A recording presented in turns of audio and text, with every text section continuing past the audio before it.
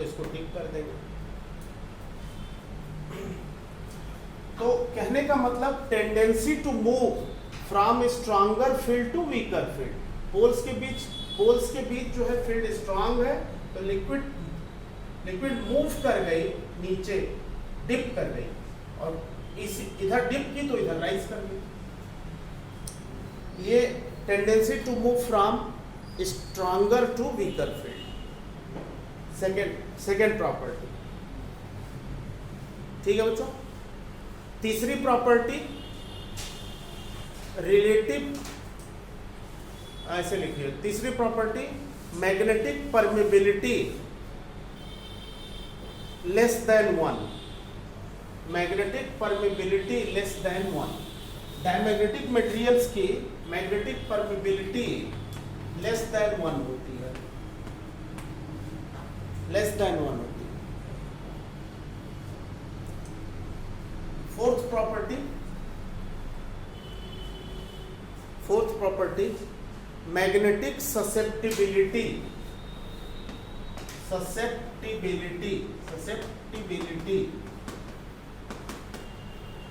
Magnetic susceptibility, magnetic permeability, magnetic susceptibility. Susceptibility means capacity to retain magnetism, substance की capacity to retain magnetism को हम susceptibility बोलते हैं। और इसके लिए जो सिंबल यूज किया गया है वो इसको काई बोलते हैं। इस सिंबल का नाम है, एक्स की तरह देखने में लगता है, एक आर्म इसका काफी बड़ा होता है, इसको काई बोलते हैं। ग्रीक लेटर है काई। काई फिजिक्स में हमेशा ससेप्टिबिलिटी के लिए यूज किया जाएगा।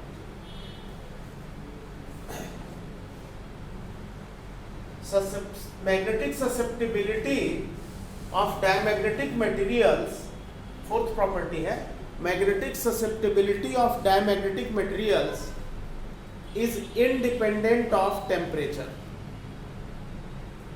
Magnetic susceptibility of diamagnetic materials is independent of temperature.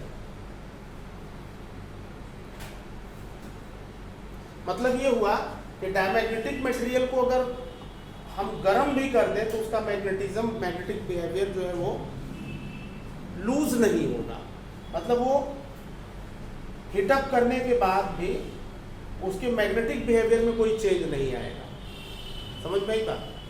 Independent of temperature. पांचवी प्रॉपर्टी आप लिख सकते हैं, diamagnetic materials do not have permanent magnetic dipole movement. Diamagnetic materials do not have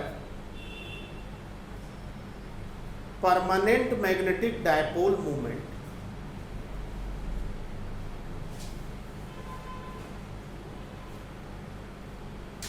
permanent magnetic dipole movement मतलब इसका ये है कि डायमैग्नेटिक मटेरियल मैग्नेटाइज फील्ड से बाहर फील्ड के बाहर अगर होगा तो मैग्नेट के फॉर्म में नहीं होगा, मैग्नेटाइज नहीं होगा। जब उसको एक्सटर्नल मैग्नेटिक फील्ड में रखेंगे तब वो मैग्नेटाइज होगा। तो उसके अंदर कोई परमानेंट मैग्नेटिक डायपोल मूवमेंट नहीं होता है। ठीक है भाई, डायमैग्नेटिक मटेरियल है, फील्ड में रख दिया, फील्ड की वजह से मैग्नेटाइज हो गया। Is this clear? लेकिन केवल डायमैग्नेटिक ही ऐसा है कि फील्ड रिमूव करें तो उसका मैग्नेटिक बिहेवियर लूज कर जाता है। बाकी कोई भी पैरामैग्नेटिक, फेरोमैग्नेटिक में ऐसा नहीं है, फील्ड रिमूव करने के बाद भी वो मैग्नेट रहता है। बात समझ में आई? नेक्स्ट पॉइंट है, cause of diamagnetism is cause of diamagnetism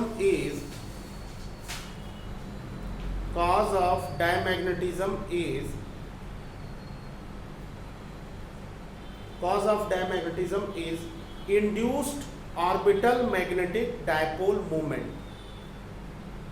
Induced orbital magnetic moment, ऐसे लिख लीजिए, induced orbital magnetic moment।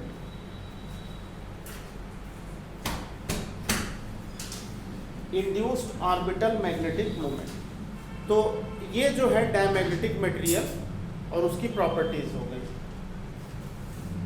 Second जो मटेरियल है पैरामैग्नेटिक मटेरियल, दूसरा है paramagnetic material.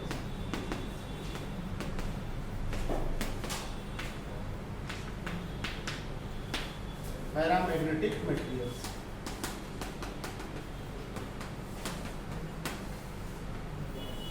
those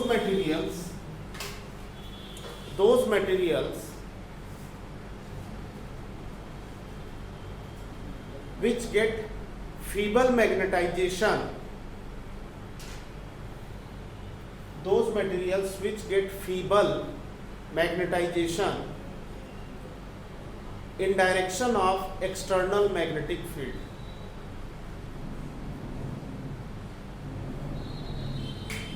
in direction of external magnetic field, यानी ये सब्सटेंस फील्ड के डायरेक्शन में मैग्नेटाइज होते हैं और वीक मैग्नेटाइजेशन होता है। प्रॉपर्टीज में आप लिख सकते हैं, प्रॉपर्टीज में पहला लिख सकते हैं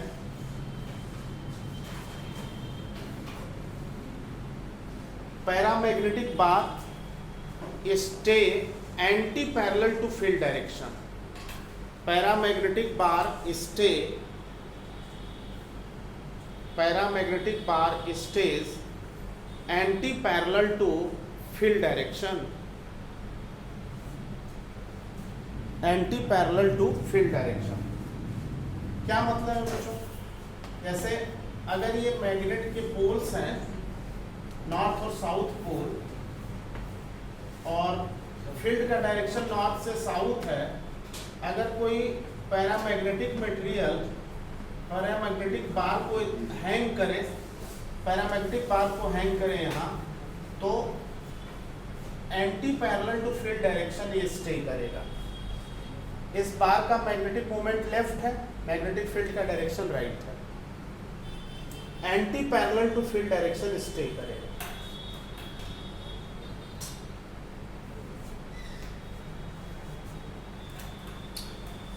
फर्स्ट प्रॉपर्टी ये हो गई। Second property has tendency to move, paramagnetic material has tendency to move from, has tendency to move from weaker to stronger field, has tendency to move from weaker to stronger field, has tendency to move from weaker to stronger field। क्या मतलब इसका? अगर second property की बात करें, if poles are very close to each other, north south, paramagnetic liquid in a watch glass, weaker to stronger field, meniscus will appear like this, maximum material will get collected in the middle। और अगर poles दूर हैं तो उस case में liquid का जो meniscus है वो इस तरह से हो जाएगा।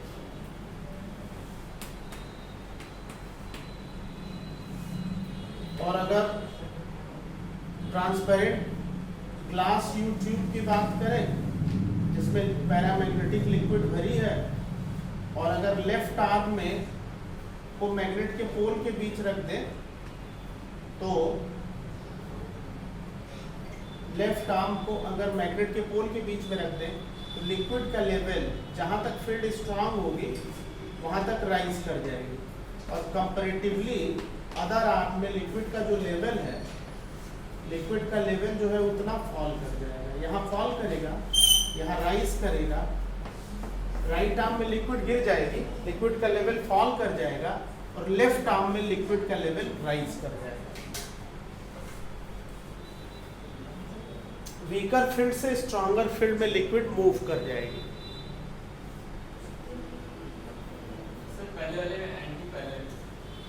पहले वाले में एंटी पैरेलल स्टे करता है, ये एक्सपेरिमेंटल ऑब्जर्वेशन है। ये दो प्रॉपर्टी समझ में आ गई। तीसरी प्रॉपर्टी है mu R greater than 1। Relative permeability या magnetic permeability of paramagnetic materials greater than 1, magnetic permeability of paramagnetic materials greater than 1।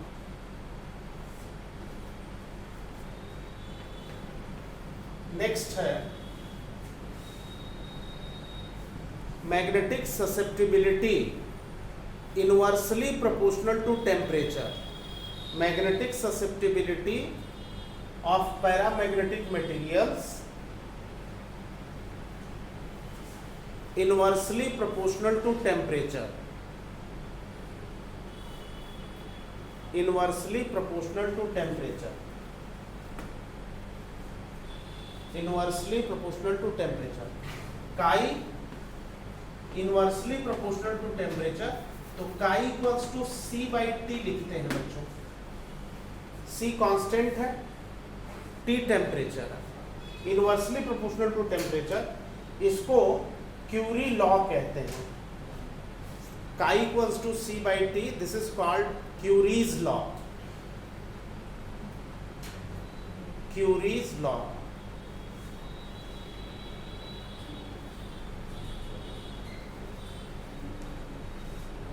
Curie's law. Next property, fifth property,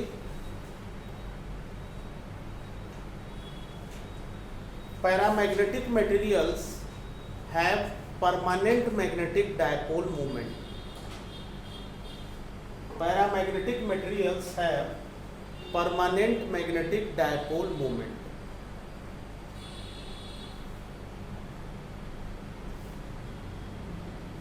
Paramagnetic materials have permanent magnetic dipole moment। और last property है paramagnetism, paramagnetism occur due to spin magnetic moment। Paramagnetism occur due to spin magnetic moment। कितने तरह के magnetic movement होते हैं? दो, orbital movement and spin movement.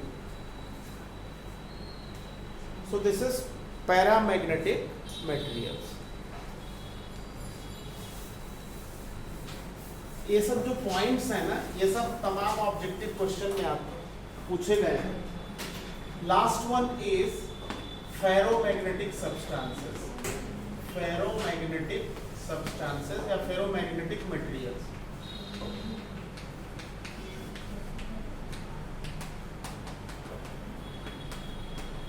Ferromagnetic materials, those materials, ferromagnetic materials, those materials which get strongly magnetized, which get strongly magnetized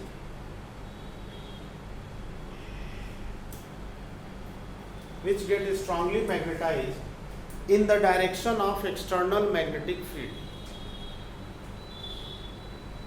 in the direction of external magnetic field are ferromagnetic materials।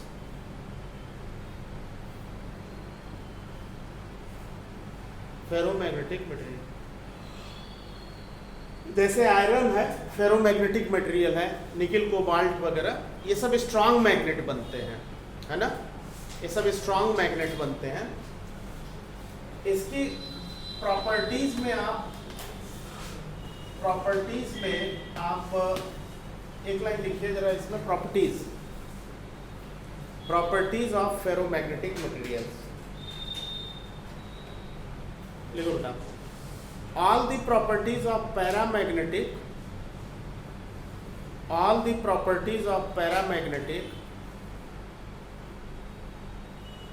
and ferromagnetic materials are same। All the properties of paramagnetic and ferromagnetic materials are same except the following,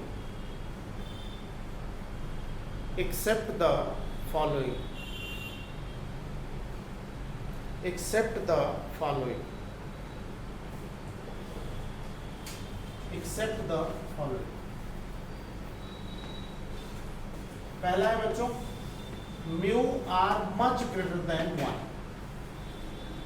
magnetic permeability of ferromagnetic material much greater than 1। दूसरा है chi inverse, chi equals to C upon T minus T C, T minus T C. इसको कहते हैं Curie Weiss law, Curie Weiss law. T absolute temperature, T C Curie temperature. Curie temperature हम उस temperature को कहते हैं जिस पर कि सब्सटेंस कंप्लीटली डीमैग्नेटाइज हो जाता है।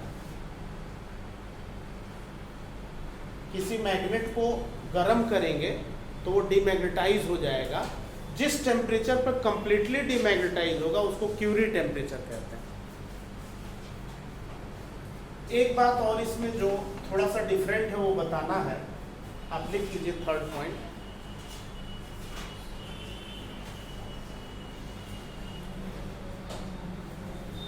Ferromagnetism, ferromagnetism, ferromagnetism occur in those substances, ferromagnetism occur in those substances which have, occur in those substances which have, which have large number of unpaired electrons, large number of unpaired electrons। Actually होता क्या है कि ferromagnetic material में unpaired electrons बहुत ही large number में होते हैं, तो जो सेम नेचर के हैं यानी जिनका मैग्नेटिक मूवमेंट अलाइंड है वो एक साथ मिलकर डोमेन फॉर्म कर लेते हैं। होता ये है कि जैसे मान लीजिए ये इनफाइनाइट डोमेन्स बन जाते हैं, सेम मैग्नेटिक डायपोल मूवमेंट वाले सारे इलेक्ट्रॉन एक डोमेन बना लिए, जिनका मैग्नेटिक मूवमेंट इस डायरेक्शन में है वो दूसरा डोमेन फॉर्म कर लिए, तीसरा डोमेन फॉर्म कर लिए, चौथा डोमेन फॉर्म कर लिए, इनफाइनाइट डोमेन फॉर्म कर लिए।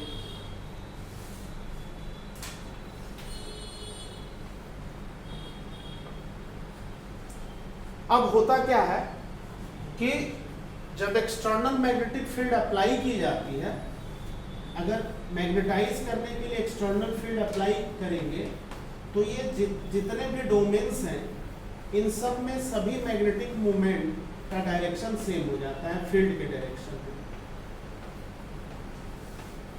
जिसकी वजह से इस अलाइनमेंट की वजह से फील्ड के डायरेक्शन में स्ट्रांग मैग्नेटिक मूवमेंट जनरेट हो जाता है। और अगर स्ट्रांग मैग्नेटिक मूवमेंट जनरेट हो जाएगा सब्सटेंस के अंदर तो सब्सटेंस जो है वो स्ट्रांग मैग्नेट में कन्वर्ट हो जाता है।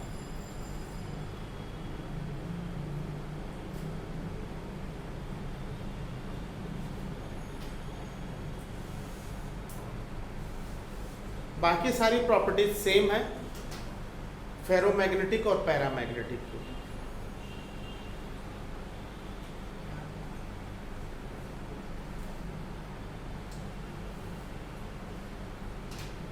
Is this clear?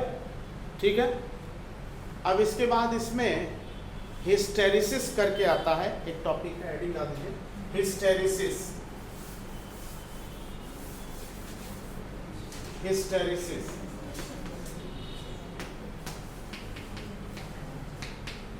हिस्टेरिसिस या इसको BH कर्व भी कहते हैं, BH कर्व, BH कर्व।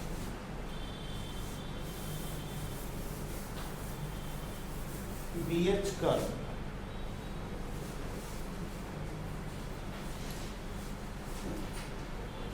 देखो बेटा होता क्या है, हिस्टेरिसिस है क्या चीज, थोड़ा इसको आप समझ लीजिए। देखो सपोज करो ये एक्सटर्नल मैग्नेटिक फील्ड है जिसमें कि किसी सब्सटेंस को मैग्नेटाइज करने के लिए रखा गया। एक्सटर्नल मैग्नेटिक फील्ड में सब्सटेंस को मैग्नेटाइज करने के लिए रखा गया, तो जैसे जैसे फील्ड इंक्रीज करेंगे सब्सटेंस के अंदर इंड्यूस्ड मैग्नेटिक फील्ड जनरेट होगी या मैग्नेटिक फील्ड इंड्यूस होगी। एक्सटर्नल फील्ड इंक्रीज करने पे सब्सटेंस मैग्नेटाइज होकर सेचुरेट होगा। सेचुरेशन मैग्नेटिज्म के बाद सब्सटेंस के अंदर सेचुरेशन मैग्नेटिज्म आ गया, और फिर इसके बाद क्या होता है कि फील्ड इंक्रीज करेंगे सब्सटेंस मैग्नेटाइज होकर सेचुरेट हो जाएगा। इस पॉइंट के बाद फील्ड को हम चाहे जितना बढ़ा लें फर्दर मैग्नेटाइजेशन नहीं होगा। सब्सटेंस सेचुरेशन मैग्नेटिज्म अगर गेन कर लेगा तो फील्ड को चाहे जितना बढ़ाएं फर्दर मैग्नेटाइजेशन नहीं होगा, तो फील्ड को रिड्यूस करेंगे तो होना ये चाहिए था कि इसी पाथ के थ्रू सब्सटेंस डीमैग्नेटाइज हो जाता, लेकिन ऐसा होता नहीं है। फील्ड को जब रिड्यूस करेंगे तो सब्सटेंस डीमैग्नेटाइजेशन का एक नया पाथ फॉलो करेगा और इस तरह से एक डीमैग्नेटाइजेशन का एक नया पाथ फॉलो करेगा और इस तरह से एक क्लोज लूप जो है अपीयर होगा। होता क्या है मैं पूरा एक्सप्लेन कर देता हूँ। सब्सटेंस को यहाँ रखा, फील्ड को इंक्रीज की, सब्सटेंस मैग्नेटाइज होता हुआ सेचुरेट हो गया। फील्ड को रिड्यूस करने लगे, फील्ड को रिड्यूस किया, सब्सटेंस डीमैग्नेटाइजेशन का नया पाथ फॉलो करता है और सब्सटेंस डीमैग्नेटाइज होते होते जब एक्सटर्नल फील्ड जीरो हो जाती है, फील्ड कम करते करते जीरो कर देते हैं, तब भी सब्सटेंस के अंदर इतना मैग्नेटिज्म बचा रहता है। फील्ड को रिड्यूस करते करते फील्ड को जीरो कर दिया, एक्सटर्नल फील्ड को, तब भी सब्सटेंस पूरी तरह से डीमैग्नेटाइज नहीं होता है। इसके अंदर इतना मैग्नेटिज्म बचा रहता है जीरो एक्सटर्नल मैग्नेटिक फील्ड में भी, और इस रेसिडुअल मैग्नेटिज्म को रिटेंटिविटी कहते हैं बच्चों। इसको कहते हैं रिटेंटिविटी। रिटेंटिविटी ये जो रेसिडुअल मैग्नेटिज्म है in absence of external magnetic field, ये जो बचा हुआ मैग्नेटिज्म है इसको रिटेंटिविटी का नाम दिया जाता है। तो पूछेगा define retentivity, what is retentivity? तो पहले आप पूरा समझ लीजिए, उसके बाद तब फिर आगे बताता हूं। एक बार फिर से देखो,